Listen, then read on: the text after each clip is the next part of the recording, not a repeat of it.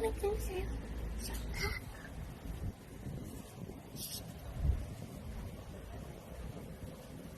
ถ้าแม่จับได้แล้วยาวเลยนะแม่นะ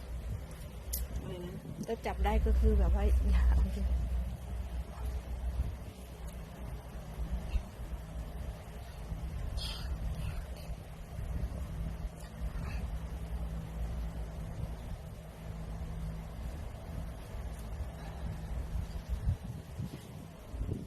แล้วช่วย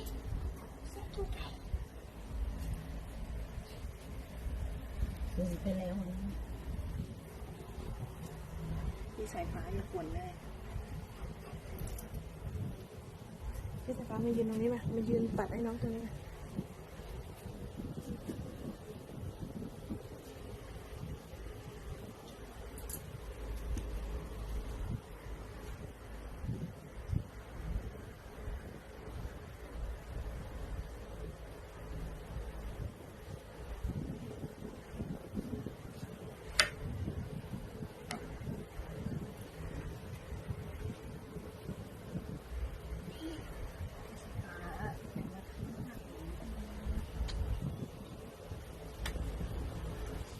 เดี๋ยว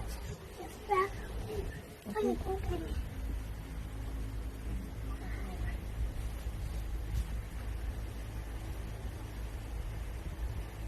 จะฝากด้วย ได้ครับขอบคุณครับเอาป้าปัดไปป้าปัด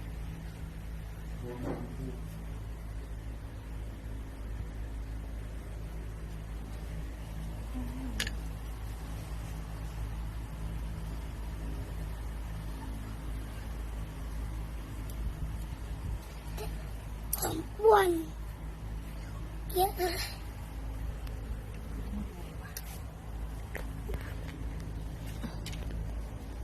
นี่เหรอประมาณนี้ไหม ไอ้ข้างหลังนี่ต้องอุ้มพาดบ่า แม่คือก็มันต้องหันหลังไหมล่ะนาทีเดียวมันมองไม่เห็นเดี๋ยวมันแหวกไม่ได้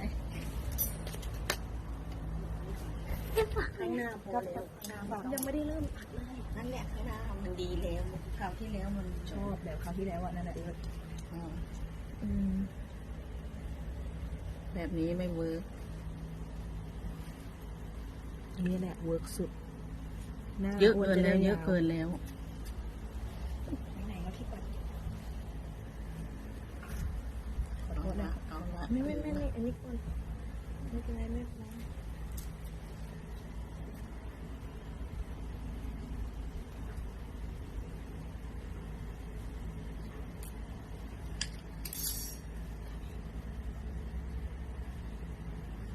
ไม่ทำอย่างนั้นทำอย่างนี้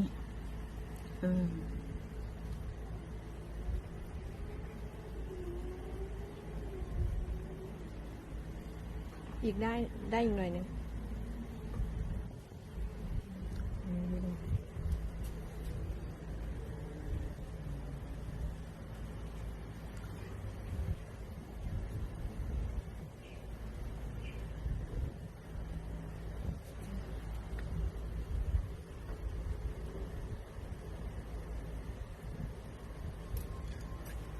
ได้แล้ว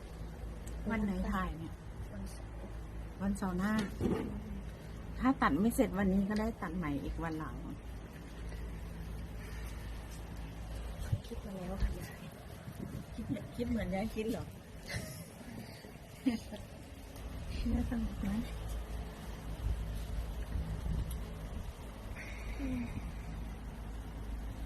ต้องเอาหวีมาหวี เอาเสียงเอาหวี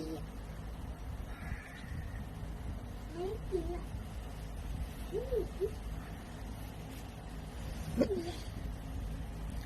ี่คือใครนะ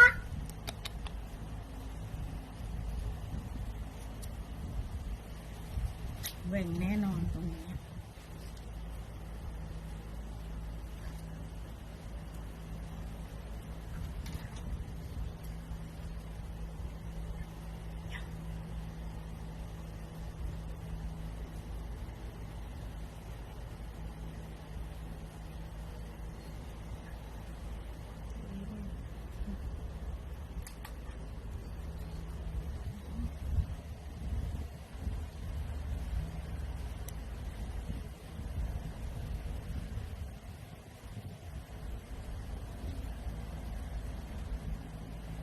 จริงไหม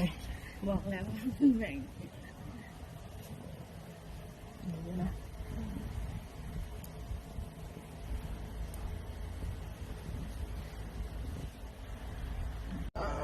เดี๋ยวเข้าเปิดแอร์ก่อนแป๊บอย่าลุก คันไหมไม่บอกไม่รู้ ได้ลุกได้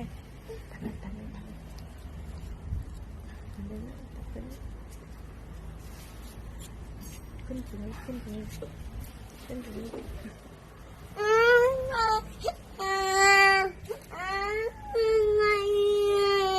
อะไรครับ เอ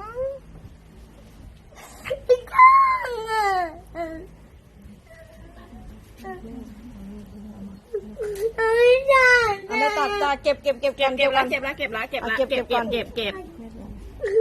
ว่าพี่ตัดนะ ไม่ไอ้อุ้ย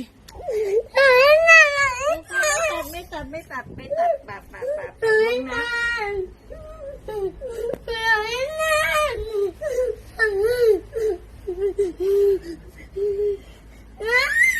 ัด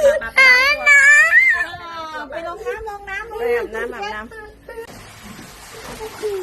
แล้วก็จีใช่ไหมพี่จะมายืดคอนิดนึงให้แบบนี้ยืดคอเด้อยืดคอไม่ใช่ลูกนั่งก้มหน้าให้แม่ เล่นบอลไปอย่า เดี๋ยวเราอาบน้ำเสร็จเดี๋ยวเราจะเล่นกัน แล้วก็จีใช่ไหมไม่เป็นไรลูกเดี๋ยวหายลูกอย่าให้ไปเดี๋ยวมันไม่อาบน้ำให้นะครับโอ้มันคันใช่ไหมพี่จะพาฉันสายฟ้าจะทำนะครับ เดี๋ยวหายแล้วลูก เดี๋ยวเราไปซื้อของเล่นครับ เดี๋ยวมามีพาไปซื้อโลโบคาโพล มันมากแล้วมันคันมาก โอ้ทำได้ลูกเล่นเอามือลงก่อนมันคัน เฮ้ยป้ายาเอาลูกโป่งเอาน้ำใส่ลูกโป่งแล้วเดี๋ยวพี่สายฟ้าจะได้ดูด้วย ก็แม่บอกแล้วว่าให้ห่อผ้าพี่สายฟ้า แม่อันเนี้ยสำคัญกว่าไอ้ตรงนี้ มันก็สั้นแล้วนะป้า ไม่ใช่หมายถึงอี มันไม่เท่ากัน อีเป็นไรไง สั้นความยาวไม่เท่ากันก็มันยังไม่เสร็จก็เนี่ยมันทำได้ยังไงอ่ะ นั่นไหนตรงนั้นแหละ ตัวเนี้ยเข้าใจไหมพูดอย่างง่าย พี่สายฟ้าครับอยากห่มผ้าถ้าห่มตอนนี้ยิ่งคันพี่สายฟ้าเอ้ย พี่เดี๋ยวมาล้างตัวก่อนไหมเอาไหมล้างตัวก่อน อันล้างตัวไปแล้วก็ตัดไปดีไหม ดีไหมแล้วก็เอาน้ำล้างออกดีไหม ไม่ดี ฝั่งนั้นดีแล้วเหลือฝั่งนี้ แม่รู้